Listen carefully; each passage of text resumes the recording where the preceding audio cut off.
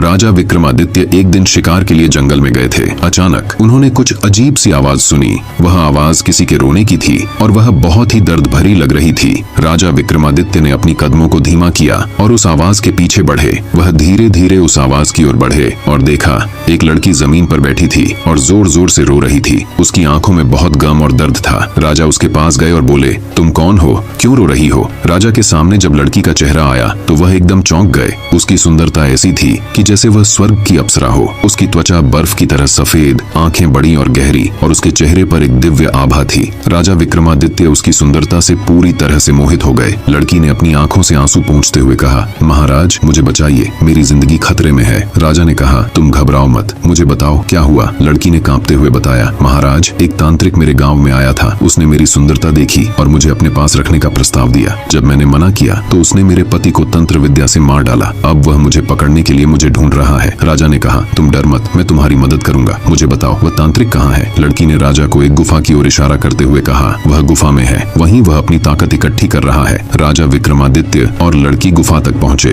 गुफा के भीतर एक अंधेरा और खतरनाक माहौल था। राजा ने देखा कि तांत्रिक अपनी तंत्र विद्या का अभ्यास कर रहा था। राजा ने तुरंत तांत्रिक से कहा, तुमने इस लड़की का जीवन बर्बाद किया है, अब तुमसे बदला लिया जाएगा। तांत्रिक ने अपनी आंखें खोली और हंसते हुए कहा, तुम मुझे हरा कर दिखा सकते हो? तुम जानते नहीं हो कि मैं किस ताकत को नियंत्रित करता हूँ। राजा थोड़ा चौंके और सोचा, यह आदमी कुछ अलग ही है। तभी राजा ने बेताल को याद किया। कुछ ही क्षणों में बेताल प्रकट हुआ और राजा से कहा, राजा विक्रमादित्य, वह तांत्रिक सही कह रहा है। उसकी आत्मा उसके शरीर में नहीं है। उसकी आत्मा एक रहस्यमय दीपक में छिपी है। अगर वह दीपक बुझ जाता है तो तांत्रिक की ताकत खत्म हो जाएगी। राजा विक्रमादित्य ने कहा, दीपक कहाँ है? बेताल ने जवाब दिया, वह गुफा के पीछे एक मंदिर में है, वहाँ एक दीपक जल रहा है। राजा विक्रमादित्य ने लड़की से कहा, तुम उस मंदिर में जाओ और वह दीपक बुझा दो, मैं तांत्रिक से निपटता हूँ। लड़की ने मंदिर में जाकर दीपक बुझा दिया। जैसे ही दीपक बुझा, तांत्रिक का शरीर गिर पड़ा। उसकी सारी ताकत खत्म हो गई और वह मर गया। राजा ने लड़की को देखा और कहा, तुम्हारी बहादुरी की वजह से ही आज तांत्रिक को हराया जा सका। राजा ने लड़की को महल में चलने का प्रस्ताव दिया। लड़की ने स्वीकार किया और कुछ समय बाद राजा ने कहा, मैं पहले दिन से ही तुम्हारी सुंदरता से मोहित था। लड़की मुस्कुराते हुए बोली, मैं भी आपको पसंद करती हूँ महाराज। इसके बाद दोनों एक साथ सुखी जीवन जीने लगे।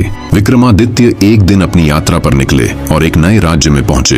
ये राज्य था राजा चंद्रशेखर का, जिसे लेकर पूरे क्षेत्र में किस्से मशहूर थे। उसकी शक्ति, उसकी सेना, उसकी बहादुरी, सब कुछ अविश्वसनीय था। लोग कहते थे, राजा चंद्रशेखर से युद्ध करना मतलब मृत्यु को निमंत्रण देना। विक्रमादित्य ने बिना देर किए राजा चंद्रशेखर को चुनौती दे डाली। राजा ने हंसते हुए कहा, तुम अपने राज्य के सबसे महान योद्धा हो, लेकिन यहाँ तुम्हारा कोई काम नहीं। तुम मेरी सेना को कैसे हरा पाओगे?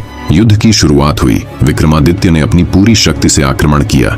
पहले तो सब कुछ सामान्य था। विक्रमादित्य ने एक एक करके राजा की सेना को पराजित करना शुरू किया, लेकिन कुछ समय बाद विक्रमादित्य महसूस करने लगे कि उनकी सेना धीरे धीरे कमजोर होती जा रही है। उनका दम घोटू महसूस होने लगा और जैसे जैसे वे आगे बढ़ते, राजा चंद्रशेखर की सेना ने उन्हें हराने की कोशिशें तेज कर दी। अचानक विक्रमादित्य को समझ में आ गया कि कुछ गलत हो रहा है। वो थकने लगे थे और उनकी ताकत जैसे गायब हो रही थी। तब राजा चंद्रशेखर मुस्कुराए और बोले, तुम नहीं जानते विक्रमादित्य, मैं सिर्फ एक राजा नहीं, एक तांत्रिक भी हूँ और मेरी असली शक्ति मेरे तंत्र मंत्र में है। तुम्हें इस युद्ध में कभी जीत नहीं मिल सकती। विक्रमादित्य को अब समझ में आ गया कि ये सिर्फ एक सामान्य युद्ध नहीं था। राजा चंद्रशेखर का तंत्र मंत्र उनकी सेना की ताकत को खत्म कर रहा था। विक्रमादित्य ने हार मानने का नाम नहीं लिया। उनके मन में एक ही विचार आया, बेताल, मुझे अब तेरी मदद चाहिए। विक्रमादित्य ने बेताल को पुकारा और बेताल तुरंत उसकी मदद करने के लिए प्रकट हुआ। बेताल ने कहा, विक्रमादित्य, तंत्र मंत्र की शक्ति को हराना आसान नहीं है, लेकिन अगर तुम उसका स्रोत जान सको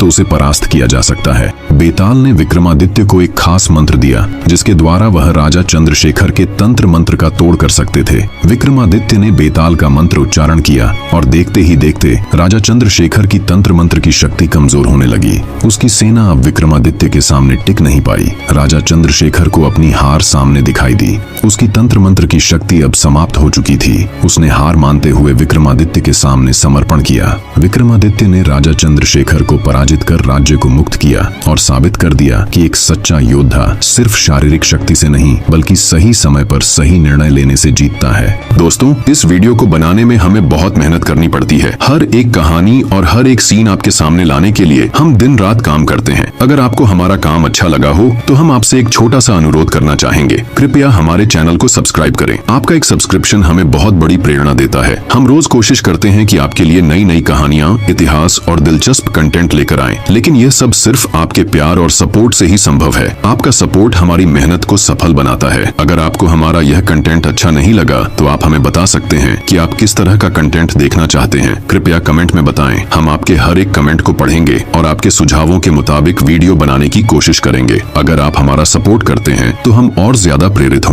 और अच्छे कंटेंट लाने की कोशिश करेंगे। तो कृपया सब्सक्राइब करें, वीडियो शेयर करें और हमारे साथ बने रहें। आपका प्यार और सपोर्ट हमें आगे बढ़ने में मदद करता है। धन्यवाद।